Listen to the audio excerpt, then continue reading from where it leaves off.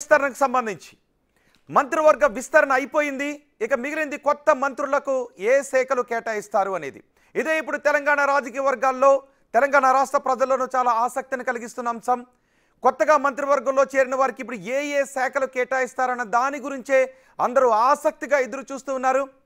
గడ్డం వివేక్ వెంకటస్వామి, అడ్లూరి లక్ష్మణ్ కుమార్, వాకిటి శ్రీహరి మంత్రులుగా ప్రమాణ స్వీకారం చేసి ఒక రోజు పూర్తయినా ఇప్పటి వరకు ఈ ముగ్గురికి అధికారికంగా శాఖల కేటాయింపు జరగలేదు. ప్రస్తుతం ముఖ్యమంత్రి రేవంత్ రెడ్డి సహా మిగతా మంత్రుల దగ్గర ఒకటికి మించి శాఖలు ఉన్నాయి. వాళ్లే వాటి బాధ్యతలు చూసుకుంటూ ఉన్నారు. దీంతో ఇప్పటికే ఉన్న మంత్రుల దగ్గర నుంచి ఏ శాఖలను కొత్త వారికి కేటాయిస్తారు అనే దానిపై అనేక ఊహాగానాలు వినిపిస్తున్నాయి.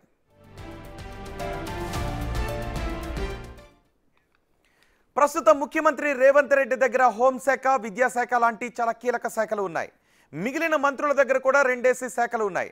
ప్రస్తుతం వినిపిస్తున్న ఊహాగానాల ప్రకారం మంత్రిగా ప్రమాణ స్వీకారం చేసిన గడ్డం వివేక్ వెంకటస్వామికి విద్యాశాఖ కానీ స్పోర్ట్స్ అండ్ యువజన సర్వీసులు కానీ కేటాయించే అవకాశం ఉందని అంటున్నారు. అలాగే అడ్లూరి లక్ష్మణ్ కుమార్కు కార్మిక, ఎస్సీ సంక్షేమ శాఖను కేటాయించే అవకాశం ఉందని అంటున్నారు. ఇక వాకిటి శ్రీహరికి ఎక్సైజ్, న్యాయ, పశు సంవర్ధక, మత్స్య శాఖలు కేటాయించే అవకాశం ఉందనే చర్చ జరుగుతోంది. శాఖల కేటాయింపుకు సంబంధించి త్వరలోనే అధికారిక ప్రకటన వెలువడే అవకాశం కూడా ఉంది. కొత్త మంత్రులకు శాఖలు కేటాయించిన తర్వాత ఇప్పటికే ఉన్న కొంతమంది మంత్రుల శాఖల్లో మార్పులు జరిగే అవకాశాలు కూడా కనిపిస్తున్నాయి. ముఖ్యమంత్రి రేవంత్ రెడ్డి సహా ఇతర మంత్రుల దగ్గర ఉన్న కొన్ని శాఖలను కొత్త మంత్రులకు బదిలీ చేసే అవకాశం ఉంది. మంత్రి సీతక్కకు హోంశాఖ కేటాయిస్తారనే సమాచారం ఉంది. ప్రస్తుతం హోంశాఖ ముఖ్యమంత్రి దగ్గరే ఉంది.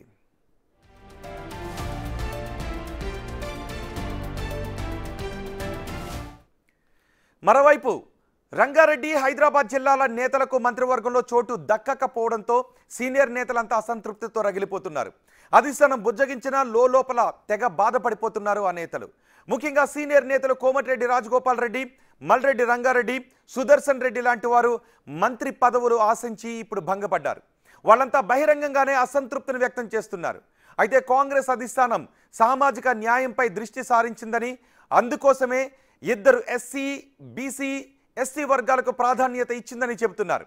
దీనివల్ల కొన్ని కీలక జిల్లాలకు సీనియర్లకు ప్రాతినిధ్యం లభించకపోవడం అంతర్గతంగా అసంతృప్తికి కారణమవుతోంది. అయితే క్యాబినెట్లో స్థానం కోసం పోటీ పడే వారి సంఖ్య భారీగా ఉండటంతో అందరినీ సంతృప్తి పరచడం కాంగ్రెస్ అధిష్టానానికి పెద్ద సవాలుగా మారింది. దీంతో పదవులు రాని వారిని బుజ్జగించే ప్రయత్నాలు జరుగుతున్నాయి.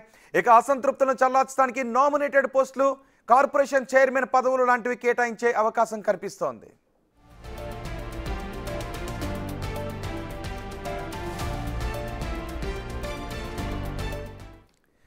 ప్రస్తుతం ముఖ్యమంత్రితో కలిపి క్యాబినెట్లో 15 మంది మంత్రులు ఉన్నారు. మరో 3కి అవకాశం ఉంది. మరో 3 క్యాబినెట్ బెర్తలు ఖాళీగా ఉన్నాయి. వీటి కూడా త్వరలోనే భర్తీ చేస్తారు అనే చర్చ జరుగుతోంది. ఈ 3 బెర్తలను సామాజిక, ప్రాంతీయ సమీకరణాలను దృష్టిలో ఉంచుకొని భర్తీ చేస్తారు అనే ఊహాగానాలు కూడా జరుగుతున్నాయి. రాష్ట్రంలోని రాజకీయ పరిస్థితులు, స్థానిక సంస్థల ఎన్నికలు, ఇతర రాజకీయ అవసరాలను బట్టి భవిష్యత్తులో మంత్రివర్గ విస్తరణ జరగవచ్చు.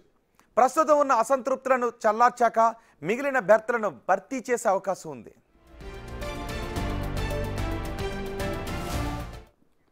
మొదట చూద్దాం, కొత్తగా మంత్రి పదవులు స్వీకరించిన వారికి ఏ శాఖలు కేటాయిస్తారో అనేది ఇప్పుడు ఆసక్తికరంగా మారింది. చూద్దాం ఏ శాఖలు